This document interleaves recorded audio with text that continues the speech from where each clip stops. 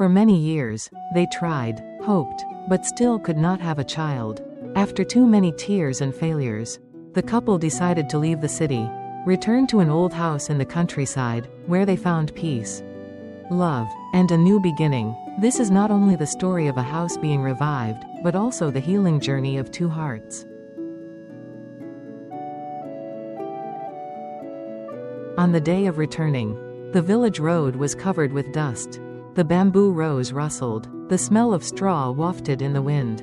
The old house was at the end of the dirt road, nestled under the shade of an old banyan tree. The scene before Lan's eyes made her heart sink. The house was over 100 years old and covered in moss. The tiled roof was broken in many places. The walls were cracked, and grass grew wildly around the yard. The heavy wooden door creaked when Hoy pushed it open, revealing a dark, dusty, and cold interior. Lan turned to her husband, her voice trembling. "Are we really going to stay here?" Hoy gently squeezed his wife's hand, smiling. "Yes, we will fix it together, just like we are fixing ourselves." The work began. Hoy cut grass, swept away cobwebs, and cleared away piles of old trash. Lan, despite her weakness, still helped her husband clean and arrange things. Every day she was covered in sweat. Her back was soaked, and her hands were blistered. At night, they spread mats to sleep on the damp, musty floor. Although it was simple, after so many years of worrying in the city, they felt relieved when lying together listening to the chirping of crickets and the wind blowing through the roof tiles. Sometimes Lan was so tired that she burst into tears. "Let's stop, honey, this house is so damaged." Hoy hugged his wife and said softly, "It's okay, let's take it one step at a time, just like we went through the difficult years."